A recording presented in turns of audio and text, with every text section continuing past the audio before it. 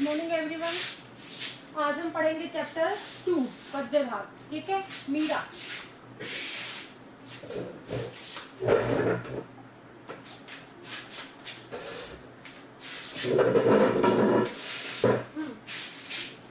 देखो, मीरा का जन्म 1498 98 कुड़की गांव मारवाड़ रियासत में हुआ। ठीक है, प्रमुख रचनाएं हैं इनकी मीरा पदावली, नरसी जीरो माहेरो, और मृत्यु इनकी सन 1546 46।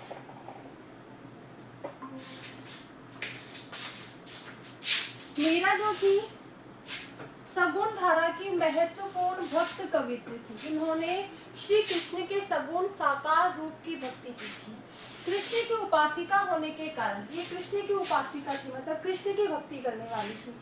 उनकी कविता में सगुण भक्ति मुख्य रूप से मौजूद है, लेकिन निर्गुण भक्ति का प्रभाव भी मिलता है।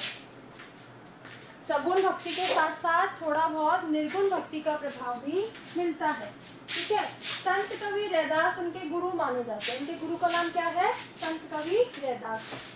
बचपन से ही उनके मन में कृष्ण की भक्ति की भावना जन्म ले चुकी थी, मतलब वो बचपन से ही श्री कृष्ण की भक्ति करती थी। फिर आगे कह रहे हैं कि इसलिए वो कृष्ण को ही अपना आराध्य और कृष्ण को ही अपना पति मानती रही है। अन्य भक्तिकालीन कवियों की तरह, जो दूसरे भक्ति करने वाले कवि थे, उनकी तरह मीरा ने भी देश में दूर दूर तक यात्राएं की। चित्तौड़ राजघराने में अनेक कष्ट उठाने के बाद मीरा वापस मेड़ता आ गई।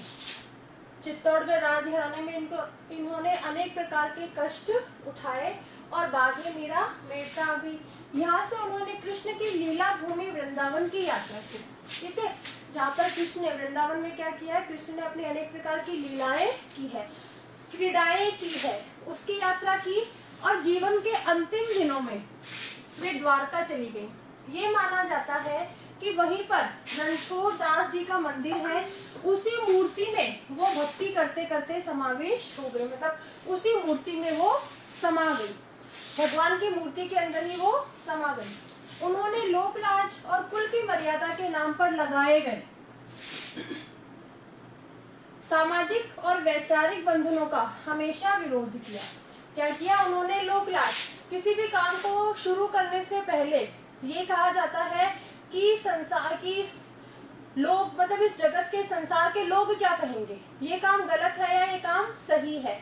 और विचारों के बंधन के लोग जो कहते थे तुम्हें ये काम करना चाहिए, ये काम नहीं करना चाहिए, तुम्हारे विचार यहीं तक कि बस इस घर के अंदर तक ही है, बाहर जाके भगवान की भक्ति मत करो, भक्तों संतों के साथ मत उठो बैठो, मंदिर में नाचो गाओ मत। ये सारे जो विचारों के बंधन थे, इन सब का इन्होंने विरोध किया। इसके साथ ही पर्दा प्रथा का पालन भी इन्होंने नहीं किया। इनके समय क्या होता था? पर्दा प्रथा, यानी कि जो स्त्री थी वो घूंघट निकालती थी, दूसरों से पर्दा करती थी, लेकिन इन्होंने इस पर्दा प्रथा का पालन भी नहीं किया। तथा मंदिर में सार्वजनिक रूप से नाचने गाने में कभी हिचक महसूस नहीं थी। उस समय जो औरतें थी वो मंदिर में सबके सामने ना तो गा सकती थी ना ही नाच सकती थी। लेकिन मीरा ने क्या किया? कृष्ण की भक्ति की, भगवान की भक्ति के जो पद थे वो गाए भी, और वो सबके सामने लोक लाज छोड़कर नाची भी। मीरा जो है वो मीरा मानती थी कि महापुरुषों के साथ, यदि अच्छे पुरुषों के साथ, सज्जनों के साथ यदि संवाद मतलब बातचीत की जाए, उस बातचीत को सत्संग कहा जाता है। सत्संग मतलब अच्छे लोगों की संगति। उस संगति से क्या होता है? ज्ञान प्राप्त होता है, और ज्ञान से क्या होती है? इंसान को मुक्ति मिलती है। ठीक है, समझ में आई बात सबको ये वाली? क्या कहती है वो कि महापुरुषों के साथ यदि बातचीत की जाए तो उसे सत्संग कहा जाता है, और सत्संग से क्या होता है? ज्ञान प्राप्त होता है, और उस ज्ञान से हमें मुक्ति मिलती है। अपनी इन मान्यताओं को लेकर वे दृढ़ निश्चयी थी। जो भी उनकी किसी भी चीज को लेकर जो मान्यता थी, जो उनके विचार थे, उसको लेकर वो दृढ़ निश्चयी थी। उनको अपने निश्चय पर दृढ़ विश्वास था कि ये जो है वो सही है। निंदा या बंदगी उनको अपने पद से विचलित नहीं कर पाई। निंदा मतलब बुराई और बंदगी मतलब क्या होता है, एक तो भगवान की भक्ति और दूसरा इसका अर्थ होता है दीनता या अधीनता। ठीक है, तो मीरा क्या थी, इन्होंने अधीनता स्वीकार नहीं की और ना ही किसी की इन्होंने निंदा की। लेकिन उनकी जो निंदा की गई, मीरा की जो निंदा की गई, उस निंदा ने मीरा को अपने पथ से विचलित नहीं किया, अपने पथ से हटाया नहीं। जिस पर विश्वास किया उस पर अमल किया। ठीक है, जिस पर विश्वास किया उसका अमल के मत उसको काम में लिया। इस अर्थ में उस युग में जहाँ रूढ़ियों से ग्रस्त समाज का दबदबा था, मीरा के समय क्या था, बहुत ज्यादा रूढ़ी रिवाज प्रचलित थे, समाज के लोग अंधविश्वासी थे। तो उस समय अंधविश्वास, रूढ़ी, रीतियां था, इनका दबदबा था, मतलब इनका रौब था, इनकी धाक थी। वहां मीरा जो है वो स्त्री मुक्ति की आवाज बनकर उभरी। मीरा की कविता में प्रेम की गंभीर अभिव्यंजना है।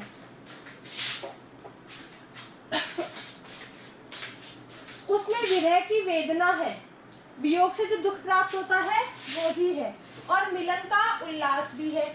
मीरा की कविता का प्रधान गुण क्या है, सादगी और सरलता। जो इनकी कविता का मुख्य गुण है वो सादगी है और सरलता है। कला का अभाव ही उसकी सबसे बड़ी कला है। उन्होंने मुक्तक गेय पदों की रचना की। लोक संगीत और शास्त्रीय संगीत दोनों क्षेत्रों में उनके पद आज भी लोकप्रिय हैं। उनकी भाषा मूल रूप से राजस्थानी है तथा कहीं कहीं उनकी भाषा में ब्रज भाषा का प्रभाव भी दिखाई देता है। कृष्ण के प्रेम की दीवानी मीरा पर सूफियों के प्रभाव को भी देखा जा सकता है। सूफी लोग क्या करते हैं, बड़ी शांति के साथ भगवान की भक्ति करते हैं, तो उसका प्रभाव भी मीरा की कविताओं पर देखा जा सकता है।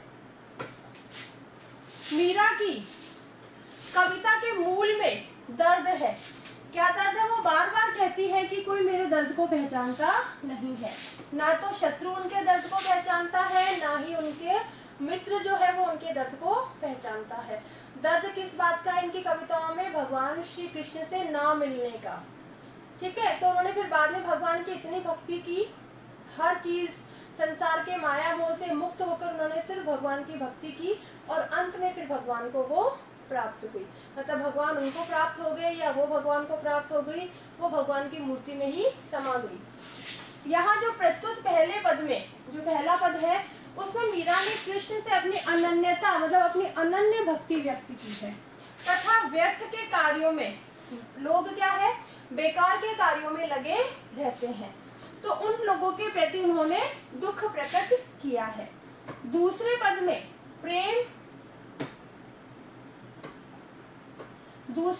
प्रेम रस में डूबी हुई मीरा सभी रीति रिवाजों और बंधनों से मुक्त होने और गिरधर के स्नेह के कारण अमर होने की बात कर रही है। क्या कर रही है दूसरे पद में, वो प्रेम के रस में डूबी हुई है, सभी रीति रिवाजों से, सभी बंधनों से मुक्त हो गई है और गिरधर के प्रेम में ही वो अमर होना चाहती है। दोनों पद जो है वो नरोत्तम दास स्वामी द्वारा संकलित और संपादित मीरा मुक्तावली से लिए गए हैं। कोई दिक्कत यहाँ तक किसी को? जो हमने मीरा का जीवन परिचय पढ़ा, यहाँ पर किसी को कोई दिक्कत? चलिए, हाँ जी, अब थोड़ा ध्यान से समझना, सारे बच्चे ध्यान से समझना। मीरा यहाँ पर कह रही है कि मेरे तो गिरधर गोपाल, दूसरों ना कोई।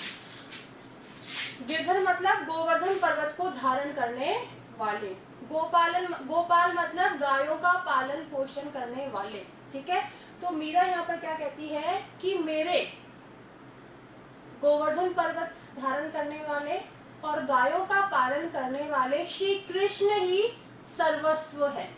मतलब मेरे सब कुछ श्री कृष्ण ही है, दूसरों न कोई मतलब, और दूसरे से मेरा किसी प्रकार का कोई भी संबंध नहीं है।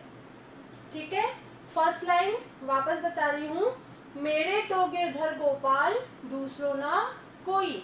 यहाँ पर हम ये कह सकते हैं कि मीरा कृष्ण की भक्ति करती हुई कहती हैं कि मेरे तो गोवर्धन धारण करने वाले और गायों का पालन करने वाले श्री कृष्ण ही सर्वस्व है, दूसरों न कोई, और दूसरे से मेरा किसी भी प्रकार का कोई भी संबंध नहीं है।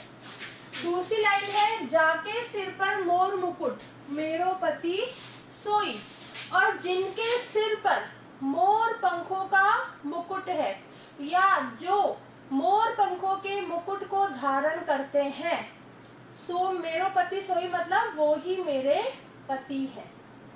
ठीक है। छांडी गई कुल की कानी कहा करिए कोई। कुल की कानी मतलब क्या है? कुल की मर्यादा। ठीक है, कुल की मर्यादा या कह सकते हैं प्रतिष्ठा या इज्जत, ये तीनों इसके अर्थ है कानी के। वो क्या कह रही है कि मैंने तो कृष्ण की भक्ति करते करते कुल की मर्यादा को भी छांडी दई मतलब छोड़ दिया है। ठीक है, छांडी दई कुल की कानी कि मैंने कृष्ण की भक्ति करते करते कुल की मर्यादा को छोड़ दिया है। कहा करिए कोई, मेरा कोई क्या बिगाड़ सकता है।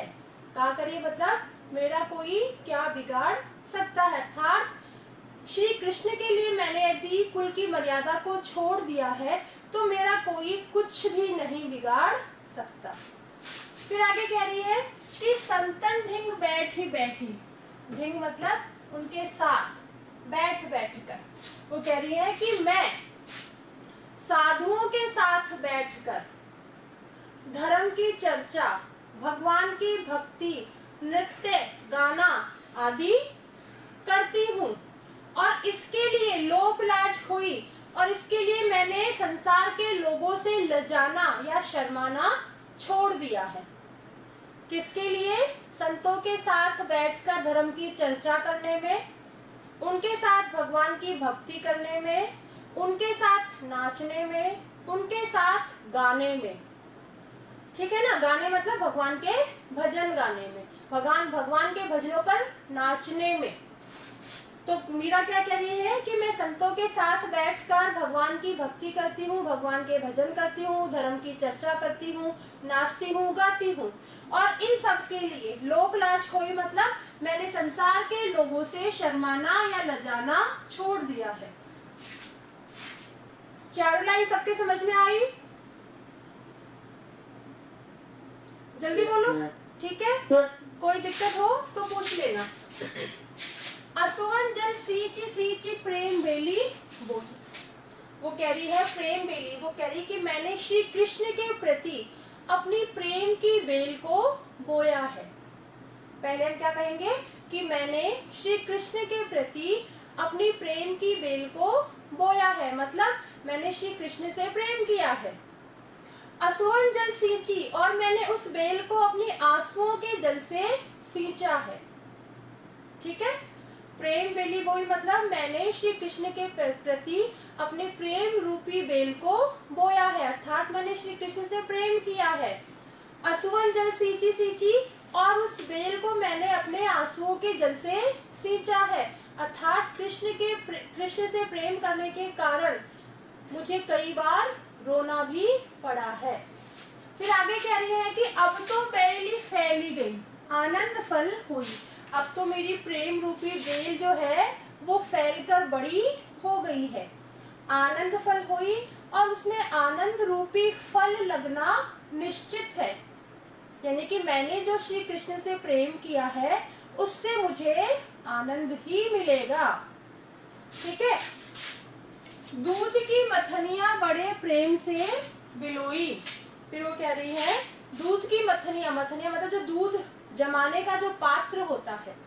ठीक है, तो कह रहे हैं कि मैंने दही जमाने के पात्र को रई से, ठीक है ना, बड़े प्रेम से बिलोई मतलब प्रेम से उसको मथा है।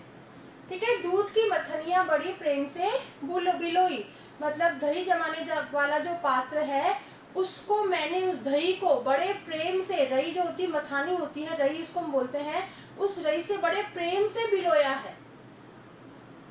कहेंगे कि यहाँ तुम ये कह दो कि हमने दही को, ठीक है ना, बड़े प्रेम से बिलोया है। फिर आगे कह रही है कि दधी मथी, दही को मथ कर घृत काढ़ी लियो, घृत मतलब घी, ठीक है, दही को मथ कर मैंने उसमें से घी या मक्खन निकाल लिया है। डारी दही छुई, छुई मतलब छाछ, और उस छाछ को मैंने छोड़ दिया है। आई बात सबके समझ में? क्या कह रही है वो? एक तो उसने दही को बड़े प्रेम से बिलोया है, दही जमाने वाले पात्र में दही को रई से बड़े प्रेम से बिलोया है, और फिर उस दही को मथ कर, ठीक है ना, उसमें से मक्खन निकाल लिया है और छाछ को छोड़ दिया है। अर्थात क्या है कि मीरा ने सांसारिक व्यवहार पर बहुत गहराई से विचार किया और विचार करके जीवन का सार क्या है? कृष्ण भक्ति, जीवन के सार कृष्ण भक्ति को अपना लिया है। और इस संसार की सारहीन वस्तु क्या है? छाछ। इस संसार की सारहीन वस्तुओं को मैंने छोड़ दिया है। यहाँ पर मक्खन किसका प्रतीक है? कृष्ण की भक्ति का, और छाछ है संसार की सारहीन बातों का। आ गई बात सबके समझ में? समझ में आई कि नहीं आई? जल्दी बोलो। Yes, ma'am. फिर भी वापस बता रही हूँ, वापस देख लो क्या कह रही है वो। अर्थात बता रही हूँ कि अर्थात मैंने सांसारिक व्यवहार पर बहुत गहराई से विचार किया, ठीक है, और विचार करके जीवन के सार श्री कृष्ण की भक्ति को अपना लिया और इस संसार की सारहीन बातों को छोड़ दिया। फिर आगे कह रहे हैं कि भगत देख ही राजी हुई, मैं भगवान की भक्ति और उनके भक्तों को देखकर बहुत प्रसन्न होती हूँ। राजी मतलब प्रसन्न होना, ठीक है। भगत देख ही राजी हुई, मैं भगवान की भक्ति और उनके भक्तों को देखकर बहुत प्रसन्न होती हूँ। जगत देख ही रोई, और इस संसार की निरर्थक बातों को, बेकार बातों को देखकर मुझे रोना आता है। दासी मीरा लाल गिरधर, हे गिरधर लाल, मीरा आपकी दासी है। तारो अब मोही, इसलिए अब मुझे सांसारिक बंधनों से मुक्त करके मेरा उद्धार करो और मुझे अपनी शरण में लो, ठीक है। क्या है लास्ट लाइन का अर्थ? कि हे गिरधर लाल, मीरा आपकी दासी है। तारो अब मोही मतलब इसलिए मुझे सांसारिक बंधनों से मुक्त करके मेरा उद्धार करो और मुझे अपनी शरण में लो। कोई दिक्कत यहाँ पर? यहाँ तक किसी को कोई प्रॉब्लम? किसी को है या नहीं? जल्दी बोलो। चले आगे, चलिए दूसरा पद भी पढ़ लेते हैं आज अपन, चैप्टर खत्म हो जाएगा ये वाला। पग घुंघरू बांधी मीरा नाची, मीरा कह रही है, भगवान की भक्ति करते हुए कह रही है कि मैंने अपने पैरों में घुंघरू बांध लिए हैं, ठीक है, और आनंद पूर्वक भगवान की भक्ति करते हुए नाच रही हूँ। क्या कह रही है वो? पग घुंघरू बांध मीरा नाची, कि मैंने भगवान की भक्ति करते हुए मतलब अपने पैरों में घुंघरू बांध लिए हैं और आनंदित होकर नाच रही हूँ। मैं तो मेरे नारायण सु आप ही हो गई साच। इसका लाइन मतलब क्या है? कि मैं तो मेरे भगवान श्री कृष्ण की सच्ची दासी हो गई हूँ, मतलब मैंने अपने भगवान श्री कृष्ण को अपना लिया है और मैं उनकी दासी हो गई हूँ। दूसरी लाइन का मतलब क्या है? मैं तो मेरे नारायण सु आप ही हो गई साची, मतलब मैंने अपने नारायण को अर्थात भगवान कृष्ण को अपना लिया है और मैं उनकी सच्ची दासी हो गई हूँ। लोग कहे मीरा भई बावरी, लोग कहते हैं कि मीरा तो पागल हो गई है। न्यात मतलब परिवार के लोग, जो परिवार के लोग हैं, ठीक है, परिवार के जो लोग हैं वो मुझे कुलनासी, कुल की मर्यादा को नष्ट करने वाली, कुल को कलंकित करने वाली कलंकिनी कहते हैं। क्या कहते हैं?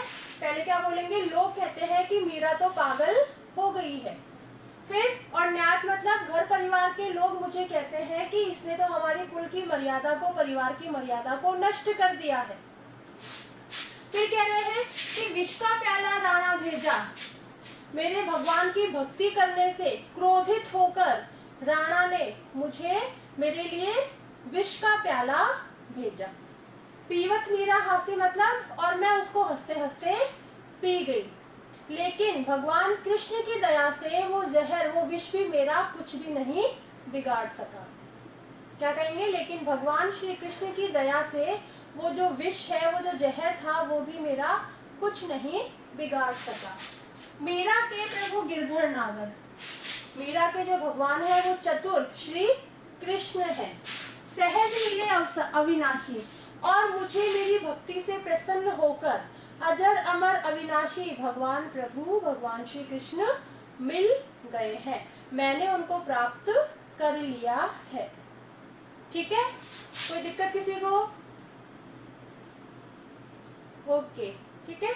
चलिए, ये अपना चैप्टर आज पूरा फिनिश हो गया है।